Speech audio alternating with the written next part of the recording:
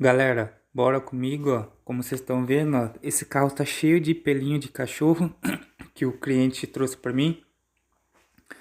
E vamos lá, essa é uma super mega master dica pra vocês, ó. Antes de aspirar o carro com o aspirador, isso aqui é uma lixa, pessoal, de lixa de cano normal, número 80, ó. Ranquei os pelos, ó, vocês estão vendo, pessoal? Tem uns pelinhos azul que era do pincel que eu tava usando também. E vamos continuando, ó, pessoal, ó, a facilidade. Tudo isso antes de usar aspirador, que poupa tempo, não é arriscado o aspirador queimar e fica 100% pessoal, ó, a prática, ó, sem fazer força e sem nada, ó, o bolinho de pelo. Ó. Espero que vocês tenham gostado da dica aí, tamo junto e só seguir.